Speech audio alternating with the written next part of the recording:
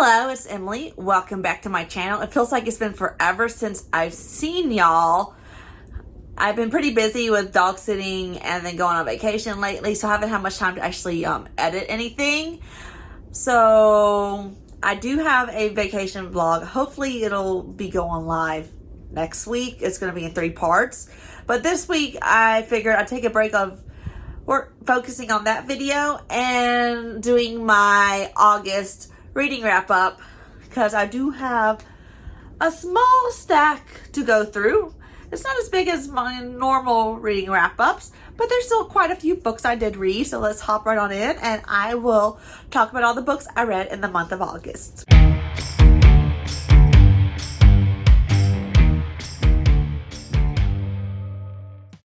First, I'm going to talk about A Terrified Teacher at Ghoul School. I read volumes 5 through 7 of this manga. I really do enjoy the story. It's like just a cute little slice of life dealing with a human who is teaching at a yokai school.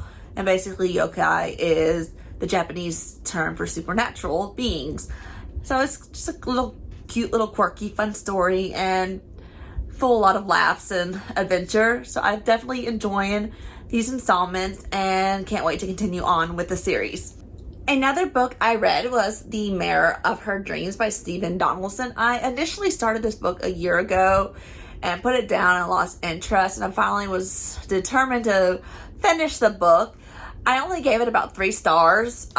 This is a book that was written, I believe, back in the 80s, so a lot of the thinking is definitely dated, especially with Teresa's mindset. Kind of irked me at times. It was like you had a man trying to write for a woman, and it did not write very well, honestly.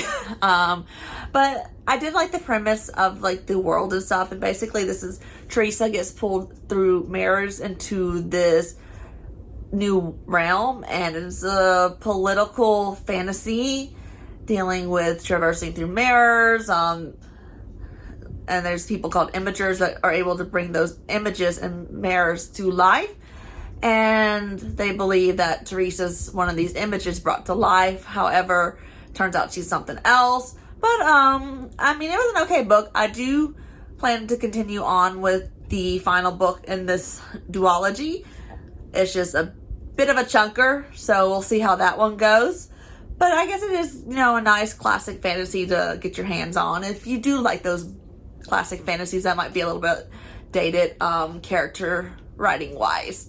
So I continued on with the 21st volume of My Hero Academia.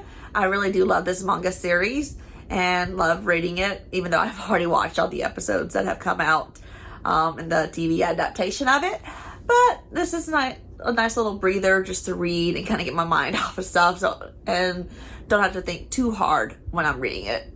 I picked up the 5th volume of Fence, which I really did enjoy, and I've been waiting quite a while for this, so I'm glad it was finally released. Hopefully I don't have to wait as long for the 6th volume to come out, because we did kind of leave on a bit of a cliffhanger, and currently the characters are at a training camp with some of the top schools attending, and so it's nice to get some new characters introduced as well as build on some of the current characters, and I can't wait to continue on with this series. I continued on with the 7th volume of Blue Period. We are now in the university arc of the story, and Yatora is learning that university isn't what he expected, and so he kind of experiences some doubts and everything and has to overcome those in this installment of the series.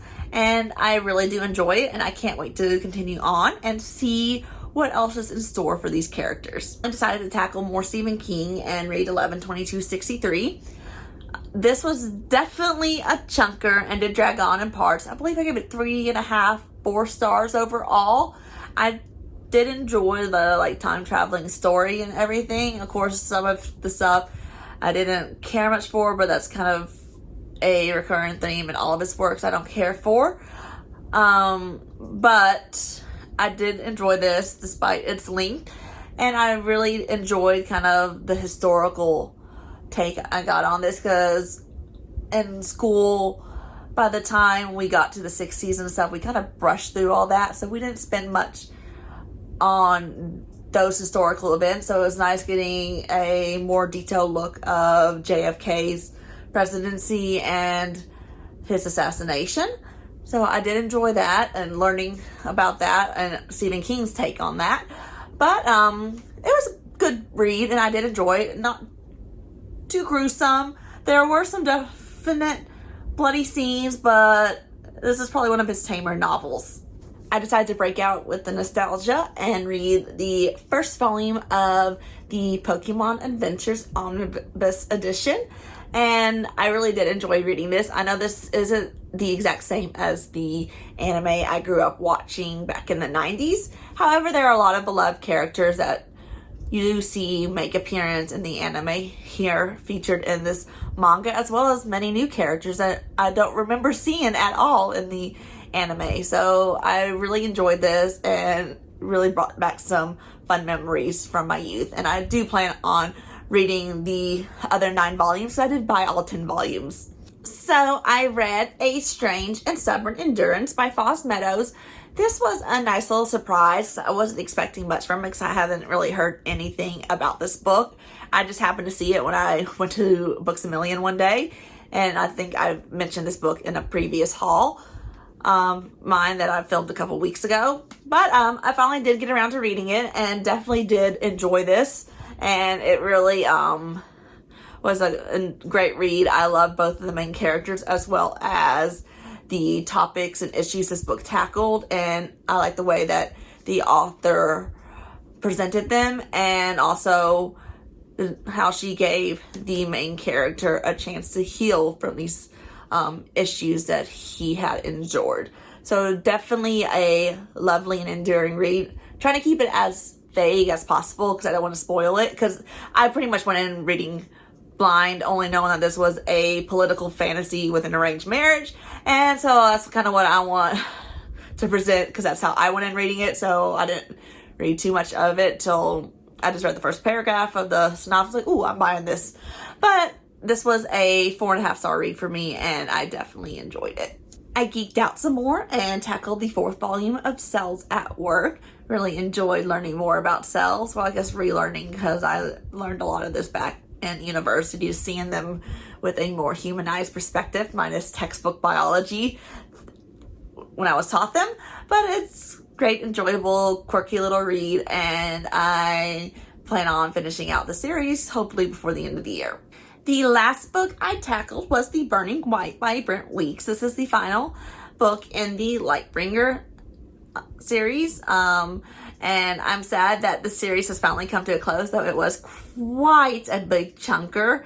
And this is probably one of my top fantasy reads like I've ever read. Like, I've bumped it to the top of my list because I just really adore the story. I love like all the characters introduced, their flaws, their pros, their development throughout the series from beginning to end, as well as the magic system and just the story overall, because it is a political fantasy.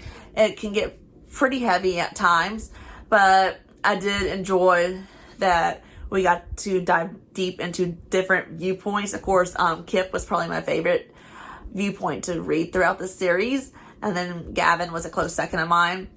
But definitely would recommend checking the series out if you are looking for a 5-book commitment of books that range from 700 pages plus, but they're worth the read, trust me. Well, I guess that's it for today's video.